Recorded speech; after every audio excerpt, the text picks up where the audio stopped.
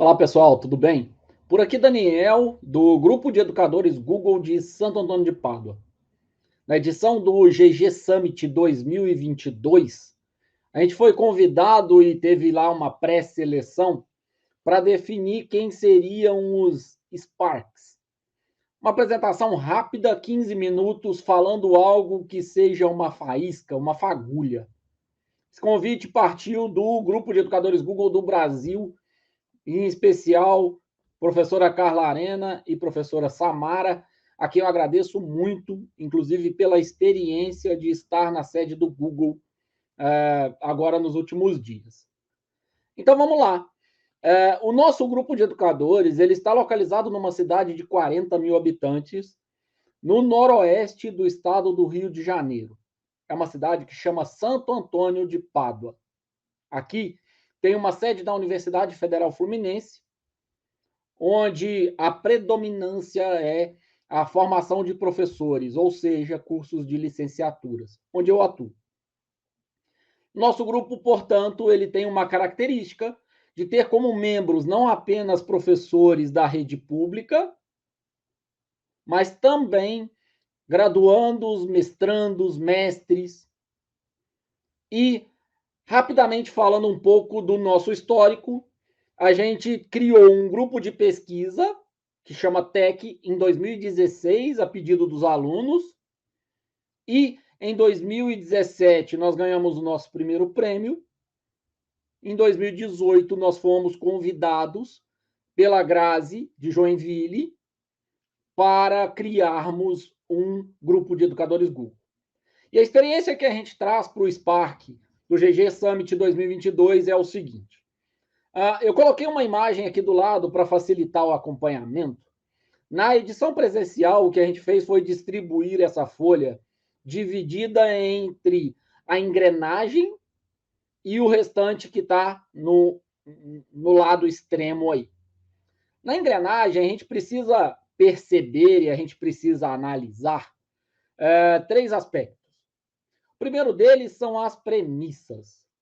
As premissas que a gente considera para esse Spark é o seguinte: nós precisamos diferenciar o modelo de negócio das empresas e entender qual é o contexto que a gente está falando.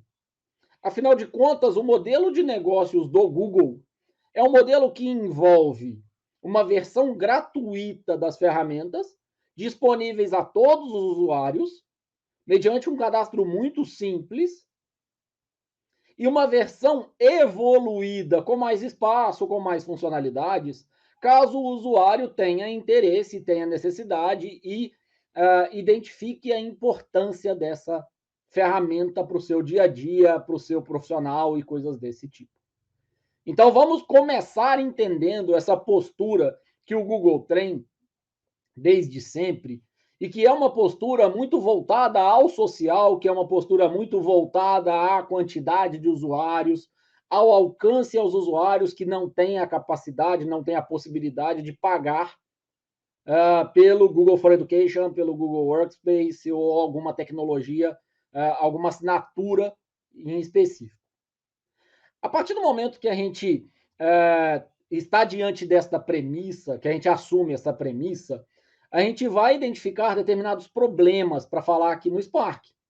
O principal dos problemas, claro, a pandemia.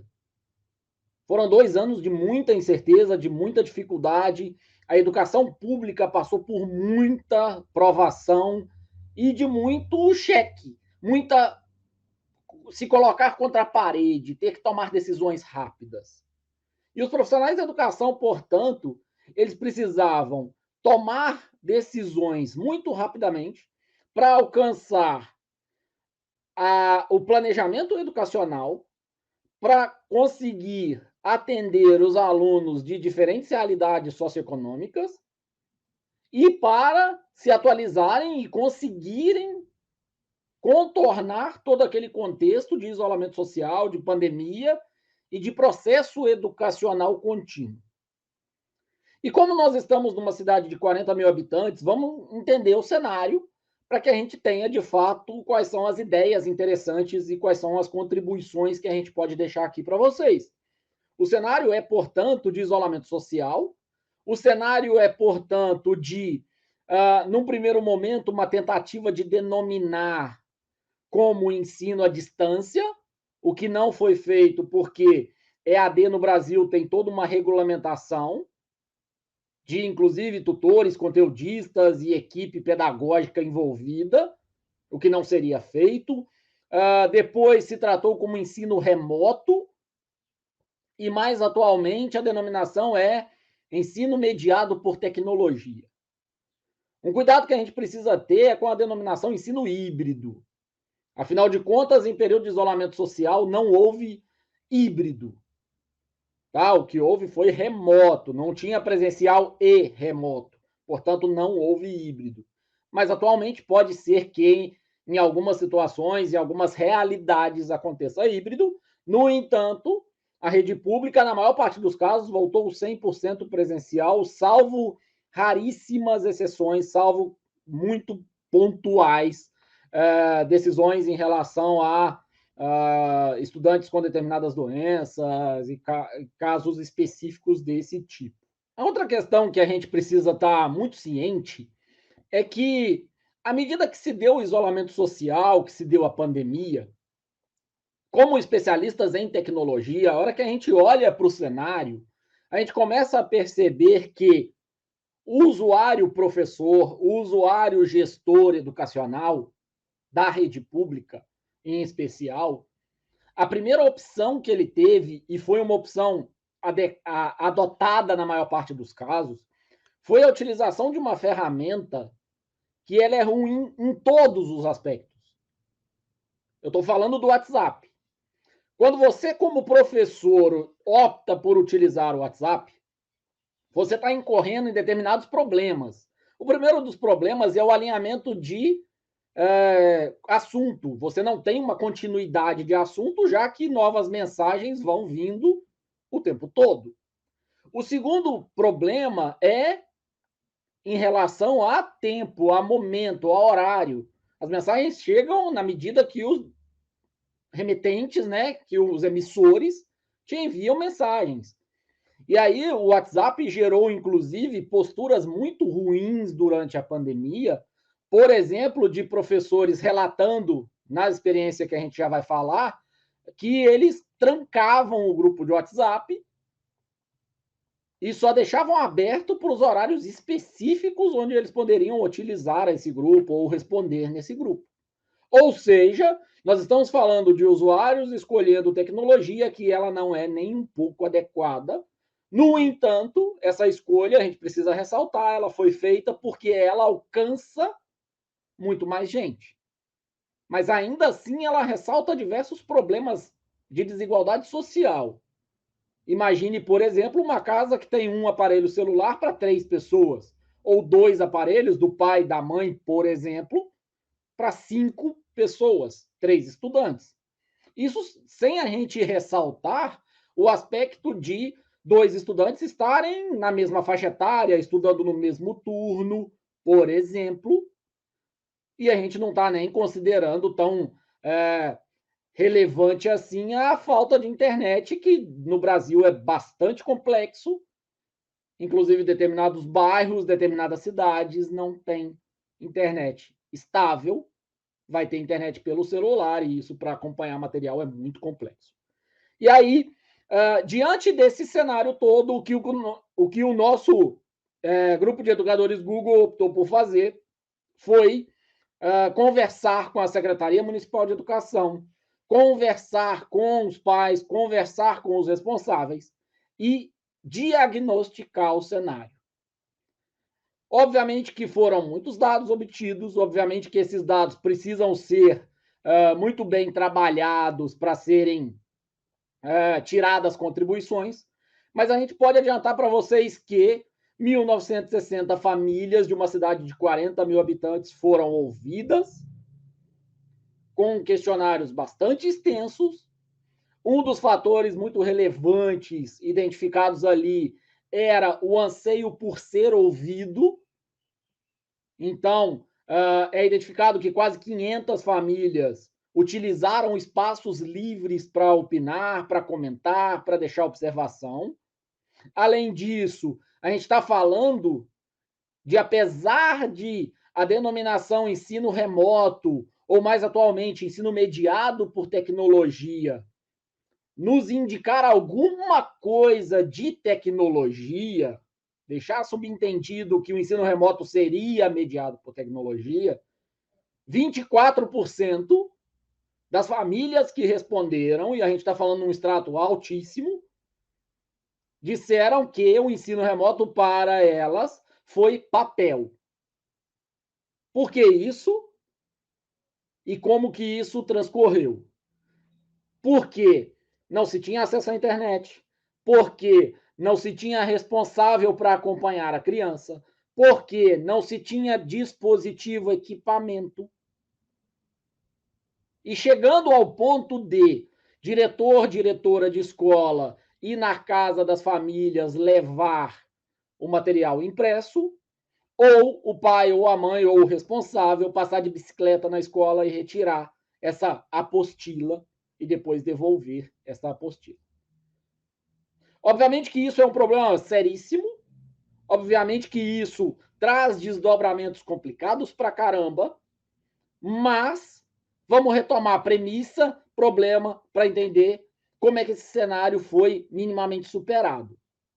Existiu uma parceria do Google Brasil com a Secretaria Municipal de Educação do Estado do Rio de Janeiro, com a Secretaria de Estado da Educação, e essa parceria disponibilizou temporariamente ferramentas gratuitas disponíveis, abertas, para que os professores pudessem utilizar. Isso fez total diferença, porque pontualmente você reduz muito os problemas, naquele período ali de pandemia, mas mais do que isso, você incentiva a utilização das ferramentas e você gera um movimento de professores que agora vão incorporar o Classroom no dia a dia deles.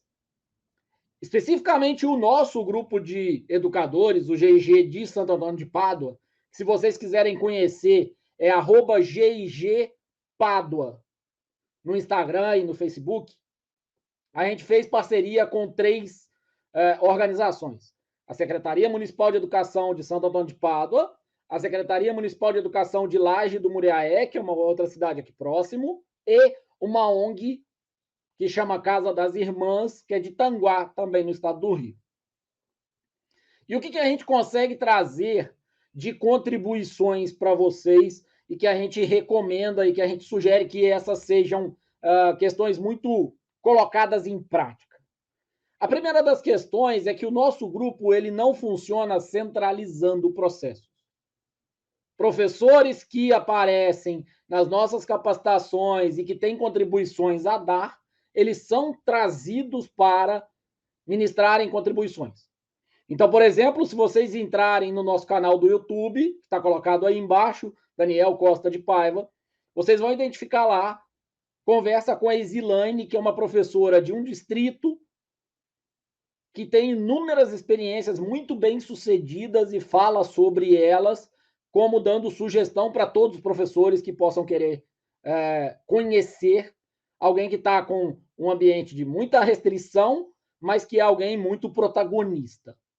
Além disso, algumas características que a gente tem é de, apesar de sermos especializados na tecnologia, trabalharmos com a tecnologia, a gente precisa entender o contexto e as necessidades do usuário.